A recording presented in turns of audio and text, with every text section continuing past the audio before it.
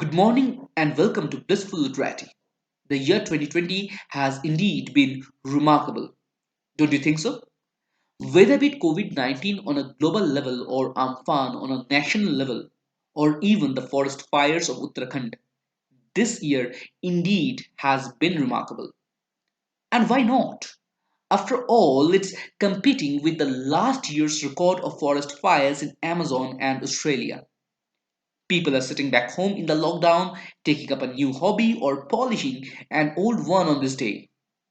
The basic idea is to stay positive. Have you ever wondered of sitting with a paper and a pen snug between your thumbs, writing a letter telling about your experience and life to your friend? Sure, you can send an SMS. But again, what's the rush? Think about it when you get a letter in a colored envelope with a strange stamp of some vague significance, a nice quality paper, and your friend's handwriting, which, mind you, you can never get in an SMS. Just think how awesome it would be. Yes, nice it definitely will be, but not easy. Letter writing is an art, and one must perfect that art before writing a postcard perfect letter to one's friend or pen pal. Today, we are going to look into that art as we will discuss the ways of writing an informal letter. But before all that, let's start with why we should write a letter. Yes, we have discussed that to some extent, but now with far more clarity. Why at all should we write a letter when we can easily do our work with email or SMS? First of all, letter provides a means to connect with others. And this part is the debatable part, that letters do provide a means to connect with others, but so do email, SMS, voice calling, all those things. So why letter? Let's move on. Letters are official records of any kind of transaction. So, apart from letting us connect with one another, letters are official records of any kind of transaction.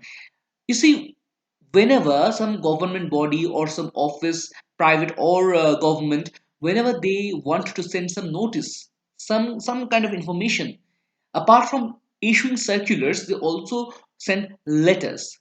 Letters are the official records which you can preserve physically. So that is why letters are important to this state. However, letters have now been replaced with emails. Right.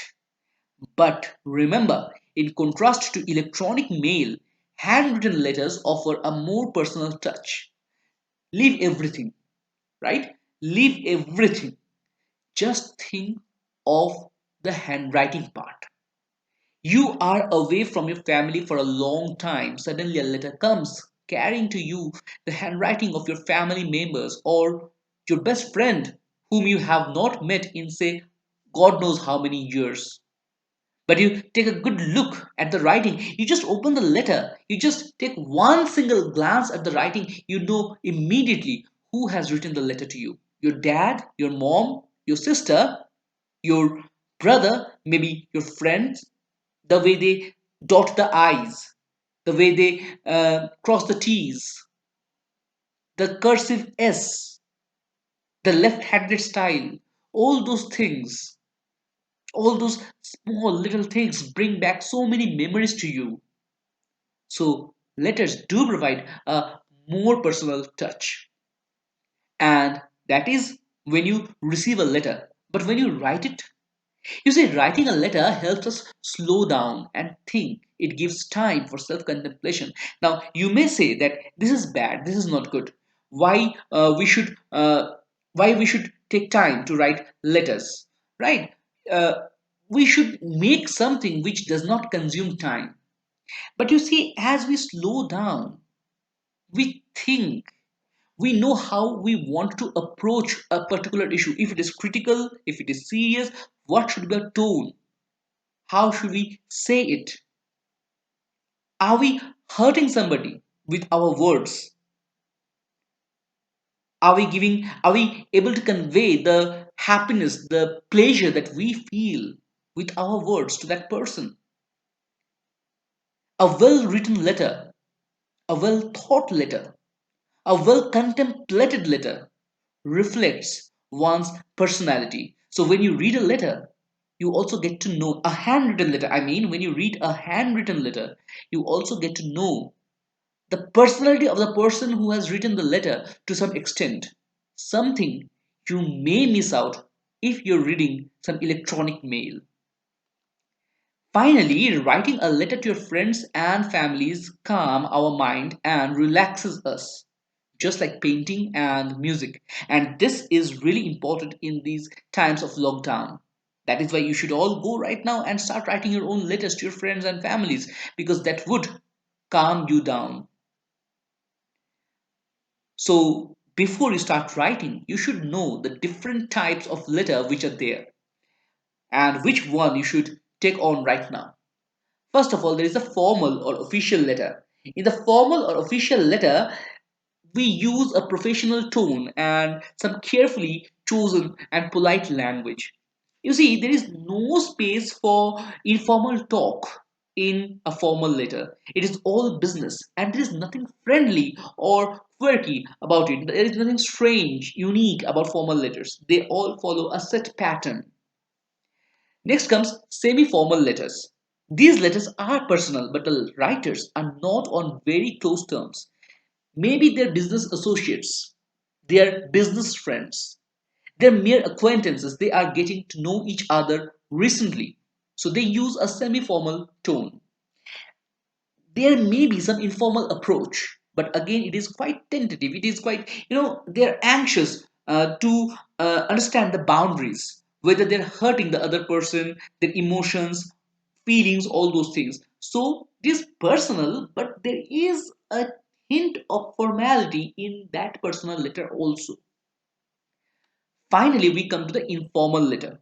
Informal letters are very personal. The writers know each other quite well. Maybe a family member, maybe some relative, maybe good old friends. But the approach is very personal and you can say write in whatever way you want. Now, let's talk about the parts of a letter. And before we start, I want you to understand that we are going to talk about the parts of a letter which basically constitutes the main portion of the letter, not the add-ons. Keep this in mind when we discuss this. So the first part in a letter, in an informal letter, is the salutation. Basically, the way you address the person. Then comes the introduction part, the introductory paragraph or whatever you say, the body text, the main thing you wanted to convey, the conclusion part with signature. So these four parts are the main parts of a letter. Now let's discuss this with some great depth. And I know, you all are thinking, okay, this is all wrong. I mean, this is right. You're thinking that this is right, but some things are missing. Let me assure you, nothing is missing. When time comes, everything will be there. Just have some patience. So now let's discuss it with some detail. The salutation. The salutation is also known as the greeting. We use dear, my dear in case of our near and dear ones. After salutation, remember we have to always use a comma. It is a mandatory thing. Dear Ronak, comma. Hi Meghna, comma. Dear dad, comma. Hi mom, comma. Remember this comma is essential. You have to have it. Then the introduction part. In this part, this introduction doesn't have to be particularly long. It should be, in fact, it should be small. It must be small. For example, I just received your letter. I hope you're all well by the grace of God. It may also be like this: I hope this letter finds you in the pink of health. Or you can start like this: that I hope you and the family are having a great time in the name of a place, wherever they live or wherever they have shifted. A great time in that place. So this is introduction, and remember to keep it really short. Next comes the body text. This is very simple. It is the main section where you outline all the information you need to convey. Whatever your concerns are, they will go in this body text section. It should be concise, it should be short. Remember, brevity is the soul of wit, and therefore, your letter, the main body, should be brief. But don't forget to provide all the necessary information. You should keep it simple, you should keep it short, but that short section will contain all the information that you need to convey. Then comes the conclusion part. Now, this conclusion part, it balances the introductory line. Just like the introductory section, the conclusion should also be very short. The closing sentences include I am looking forward to seeing you, or I can't wait to hear from you. Or you can even write send my love to your brothers, your sisters, your parents, uncles, aunts, whatever. Give my regards to, same thing. I hope to hear from you soon. Hoping to hear from you soon. So all these things, it can come in the conclusion section. And remember, these are only examples. And that too is not an all exhaustive one. You can write so many different things in the introduction, in the conclusion, and the body part will be dependent on what you want to write. Okay. Finally, it comes to the signature. In signature, you only sign off your letter by adding something. Your affectionate son, then your name. Your loving daughter, again your name. Yours sincerely or sincerely yours. Best wishes, lots of love, kind regards, kindly. All these things you put in the signature section. And after this, you put your own name. So now let's have a look at the British English versus American English in letter writing. And let me tell you this at the very beginning. Whenever we're writing a letter, we get everything correct. It is very easy. But sometimes the problem comes when we get confused between the British style and the American style. And trust me, this is the place where most of your scores get deducted. So try to have a clear idea between these two ideas, these two things. For example, first let's clear our doubt about the date. We can see here three different formats of British English and American English. In British English, we say 29th May, 2020. But in American English, the month comes first, May 29th, 2020. We can even omit the suffix th. First st, second nt, third rd. We can even omit that suffix and simply write 29 May 2020 or May 29, 2020 in American English. Remember, in American English, the month always comes first and then the date. And that is why if we use all numbers, serial numbers, in British English we write 29, that is date, 05, that is month, and then 2020, that is year. But in American English we write the month first, 05, then date, that is 29, and finally the year, that is 2020. So this is all about date. And now let's talk about salutation. The confusion here is not much. It is very simple, one small dot. Let's have a look at it. See, in British English, we always use a dot, a period mark after the abbreviation Mr., Mrs., Miss, whatever. We use the dot. But in American English, we do not use that dot. So basically speaking, the period mark or the full stop is British English. The American style omits it completely. Now let us have a good look at the structure. And I hope your questions, your doubts will be answered here regarding the discussion about the format we had a little time back. So first of all, use sender's address. Sender's address means the person, whoever is writing, his address. Why? Why should you write your own address? You see, not always you do know whoever is writing a letter to you. Okay, if your father writes or mother writes, you know the address, you know your own home address. You know where your friend lives. If I tie you, if I blindfold you, you will reach there on your own, right? But not always you know the postal address of your friend's home. You know how to go there. You have been there several times, but the postal address that you don't know. So if you want to write a letter back to your friend to reply back, where are you going to address the letter? Where will it go? So for that reason, if someone who has your address, in that case only he will be able to reply you.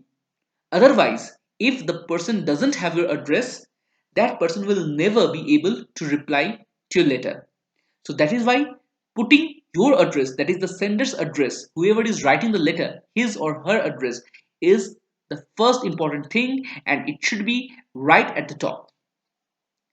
Then you put one line gap and write the date. And remember, with date, the format is of essence. Either use British or American and don't use both style. Then again one line gap and you write the receiver's address. But again, remember, in these days, sometimes in the informal letter, we omit this receiver's address part. We don't use it. Finally, we come to salutation. So, sender's address, date, and receiver's address, they together form the first add-on section. These things are added on not to the main body of the letter, but to make the delivery system and the reply system easy. Now comes the salutation section. Then again, one line gap, you give the introduction. Now remember, this introduction should be very short, 1 to maximum 2 3 lines, and if it goes to 2 3 lines, keep the lines short. Introduction basically should be short. Then comes the main body, where you say whatever you want to say, the main idea, the main concept, the information that you want to convey. All those things would come in the main body section. And finally will come the conclusion, the end section.